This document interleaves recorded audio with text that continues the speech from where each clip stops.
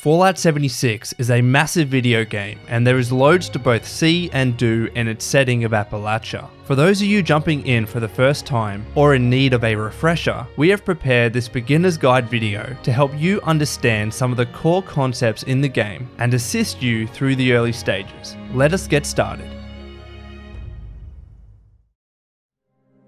When you begin your game and create your character, one of the first things you'll do is pick up a Pip-Boy, a device which you will soon become very well acquainted with. The Pip-Boy can be used to check your status, equip weapons, use items, activate quests, and so on. Feel free to have a play with it now, but its true potential will be learnt after you exit Vault 76. As you begin to walk through the vault, do not forget to pick up these helpful healing items along the way. These will be of huge help, particularly in the early parts of the game. Eventually, you will find a set of perk cards, which is where some important decision making begins. This is the level up screen, and it will be the place where you build your character.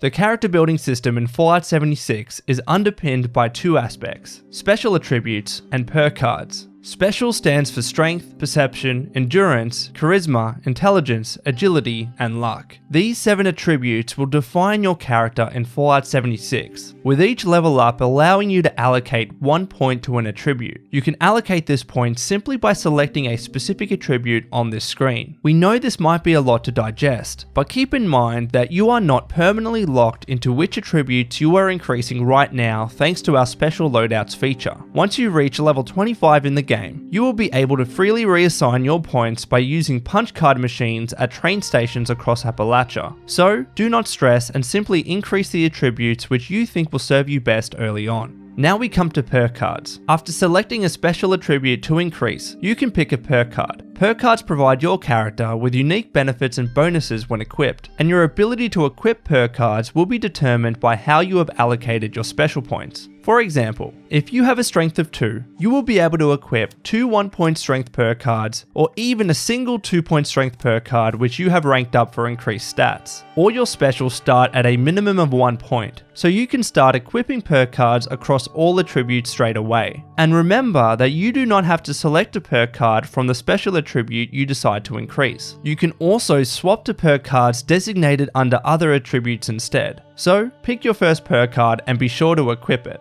After this point, you will need to exit the vault, which you can do so by following this path and heading out the vault door. And now that you have exited Vault 76, what is next? Well, you truly do have the freedom to explore the massive environment of Appalachia and do what you think is best. But if you would like some suggestions, perhaps you could head to the right, pick up these useful items from this corpse, and then begin the quest Wayward Souls. Your Pip-Boy, compass, and quest log will direct you on where you need to go and what you need to do. But no matter what you decide, this is effectively the point in the game where hostile enemies will be looking to take you down and you will need to engage in combat. Fallout 76 provides several different ways that you can do this. You can simply fight enemies head on, say by hip firing, or aiming down the sight with a gun, or even swinging a melee weapon. Melee weapons are able to be swung freely, but require you to be up close and more in harm's way. Whereas ranged weapons allow you to keep your distance, but you will need to manage your ammunition levels. Though there are some common ammo types earlier in the game, like 38, 10mm, and 308 rounds to help you with that. Enemies in the game have different weak points you can target too, many of which include the head or face, such as for ghouls, scorched, super mutants, and others. So spend the time learning which body parts take the most damage and target them.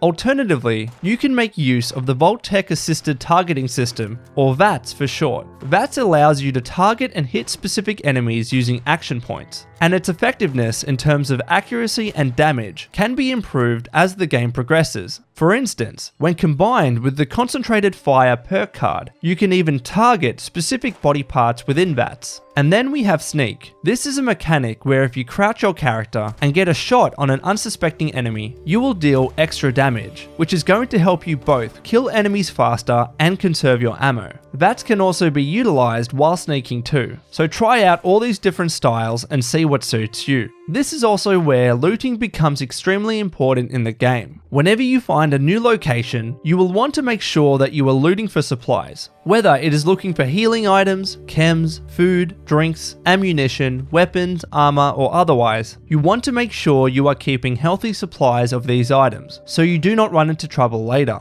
For example, keep an eye out for these first aid boxes on the walls, which frequently contain useful aid items for your character, like stim packs to heal and Rat-Away to reduce your radiation levels. Additionally, ammunition of various varieties can be found in these ammo boxes, which will be of huge help if you decide to adopt a ranged playstyle. Speaking of looting, we need to talk about junk. Junk items are extremely important to frequently loot in Fallout 76 because they can be broken down or scrapped at workbenches to yield materials that can be used for a wide range of crafting purposes. Items like desk fans, pencils, plates, typewriters, gears, and more are considered junk items, and the components which are produced after scrapping include things like wood, steel, lead, acid, leather, and more. These components can then be used to craft weapons, armor, ammunition, camp objects, chems, and more. They can even be used to repair and maintain your equipment too. A great way to get acquainted with this mechanic is by visiting the Gilman Lumber Mill on your way to the Wayward, as it is a rich resource for wood and other items, which will be useful to you in the early game.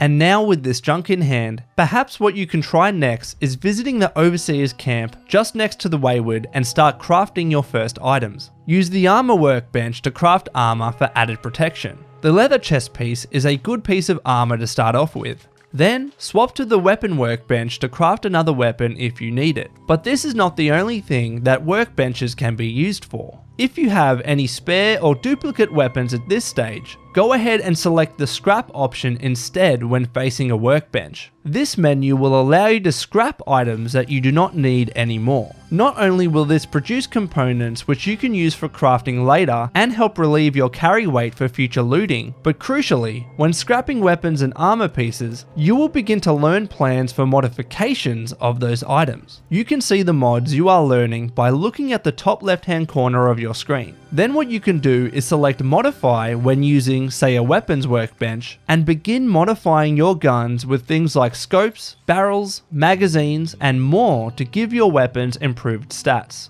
And for the last topic, let us talk about camps, known as the construction and assembly mobile platform. Camps effectively act as your home or base of operations in Fallout 76. They are a place where you can build your own workbenches and other useful camp objects, though you will first need to learn the plans for objects you want to build. You do not need to spend any caps to fast travel home to your camp either, and they are a good place to heal up, store your items, and prepare for your next outing. So, to get started, place down your first camp by opening your Pip-Boy and selecting Place Camp. You will then be able to place down your camp when it is highlighted in green. If it is coloured red, it is indicating that this is a location where you cannot build. Once it is placed down, you can now open the camp menu and start building some objects. For instance, you could build a foundation and some walls for protection, a stash box to store your items, and then a bed which you can use to heal. Workbenches will be handy as mentioned before. Generators will help you power other camp objects like lights and even water pumps, which will let you pump water to keep your character well hydrated for a boost to your AP regen, and then a cooking station will let you cook food to keep your character well fed for a boost to your max HP.